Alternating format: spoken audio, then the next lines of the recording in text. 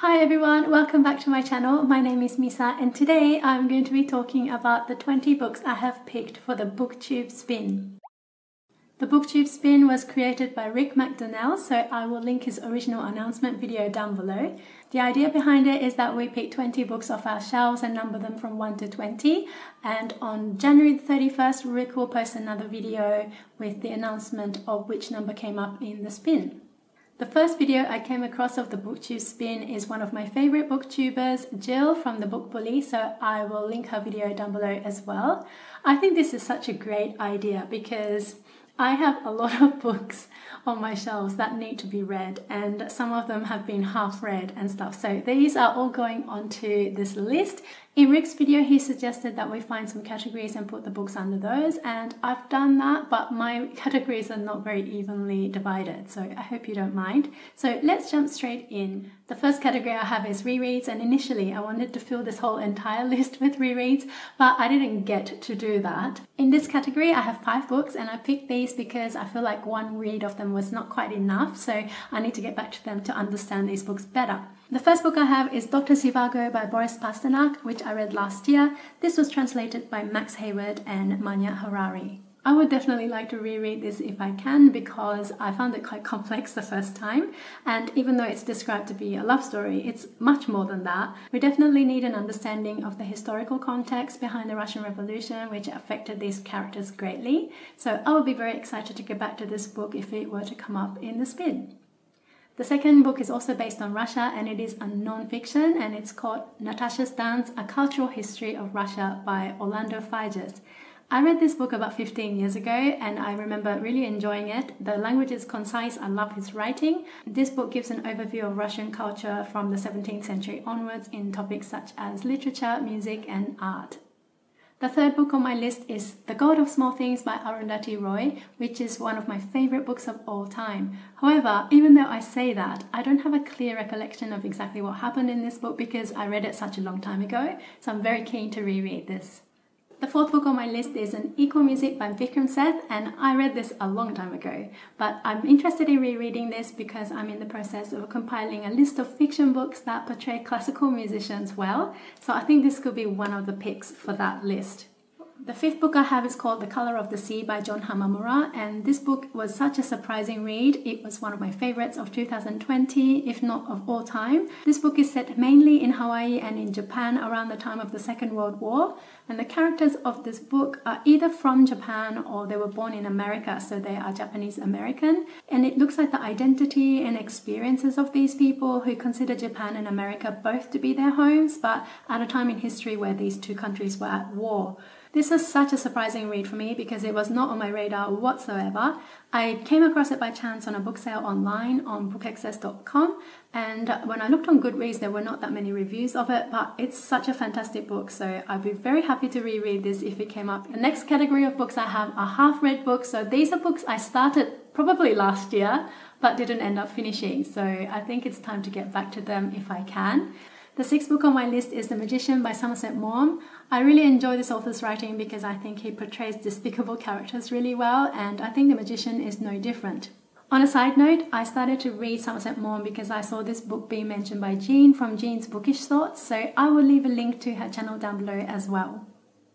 The seventh book on my list is The Republic by Plato, and this is a translation by Desmond Lee. I have not got very far into this book, but I really need to get back to it, so I'll be happy for this to come up in the spin. The eighth book on my list is The Time of Our Singing by Richard Powers. I really like this author's writing, but I find it quite complex, so I put it down sometime last year and never got back to it. This is another book with classical music as a theme, and I think it's portrayed really well, so I'm really excited to get back to this sometime soon. The ninth book I have is called The Great Animal Orchestra by Bernie Krause. This is a non-fiction about the world of sound in nature. The author is a musician who got into field recording, so this book describes his travels around the world recording sounds of wildlife. It's a pretty technical book, but it's written really well, so I'm really enjoying this one and I'm keen to get back to it if I can.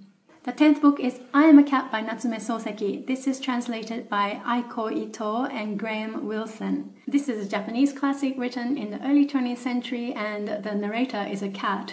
And it's a satirical look at Japanese society at that time. I really like this author's writing because I think he captures the subtleties of human emotion really well, but I do find this book really slow. So that is the reason why I put it down for a long time. And I will be keen to get back to this regardless of whether it came up in the spin this time. The 11th book I have is Midnight's Children by Salman Rushdie, and this is a book I have tried to read so many times but never got past halfway. I don't think I know or understand enough about Indian history to understand the concept behind this book, but if this book came up in the BookTube spin this time, I think I will pair it up with a non-fiction of Indian history to try and understand better this time. The next category I picked is books by Malaysian authors or books about Malaysia. The 12th book I've picked for this list is called The Garden of Evening Mist by Tan Tuan Eng. This is a story told in 3 timelines about a Malaysian woman whose sister passed away in an internment camp during the Japanese occupation of Malaya in the Second World War. The main character Yun Ling tries to build a memorial garden for her late sister and becomes an apprentice to a Japanese gardener called Aritomo, who used to be the gardener for the emperor in Japan, now exiled in the Cameron Highlands in Malaysia. I think this has an interesting premise and it raises a part of history that is not often discussed in books, so I think it's quite an important read. And I think this has also been turned into a film, but I have not seen it yet, so I would love to read this very soon. The 13th book is about Malaysia, but it's by a Japanese author and it's called Boleh Land by Masao Usui. Usui is a Japanese columnist. This book is supposed to be really funny to read, and I'm interested because I'm also Japanese and living in Malaysia. The 14th book I have is called Once We Were There by Bernice Charlie. I don't know much about this book, but it is a contemporary set in the late 90s, and I've heard mixed reviews about this, but the point of interest for me to read this in 2021 would be the mention of the political climate of the time, because we're still kind of experiencing the same sort of things today, so it will be very interesting to see how much things have changed or not. The 15th book on my list is a collection of short stories by Malaysian authors, and it's called Ronggeng Ronggeng, edited by Malakai Edwin Vithamani. Short stories happen to be one of my favorite genres, and so I wanted to add one of these into this list, so I'll be really happy if this came up in the spin. Next up I have a few non-fictions, and the 16th book I've picked is called All Art is Propaganda by George Orwell. This is a collection of critical essays covering topics ranging from Dickens to Shakespeare, Tolstoy and Gandhi, just to name a few. The 17th book I've picked is The Diary of a Young Girl by Anne Frank, and this has been sitting on my TBR for a really long time, so I would be glad if this came up in the spin. The 18th book I have is I Know Why a Caged Bird Sings by Maya Angelou, and this is an autobiography. I have had this on my TBR for a really long time, so I will be really happy to read this in 2021, regardless of whether it comes up in the spin this time. Second last book is number 19, and it is Science and Islam by Essam Massoud, which is a companion to the 3-part documentary series on BBC, which I've not seen as well. But this book covers the scientific discoveries of the Islamic world during the 8th to the 15th centuries. The last book now is a category by itself because it is a collection of poetry by Jalaluddin Rumi, who was a 13th century Persian scholar, philosopher and mystic. I've come across a few of his teachings before, so I'm quite interested to read this. And incidentally, the first book on my list was Dr. Zhivago by Pasternak, who was also a poet. And the end of that book contains poetry by Zhivago/Pasternak, which I thought was an interesting link to end my list for the BookTube spin today. Thank you so much for watching today's video. I really hope you enjoyed it. And please consider subscribing if you'd like to see more videos from me, and I will see you in my next video. Bye!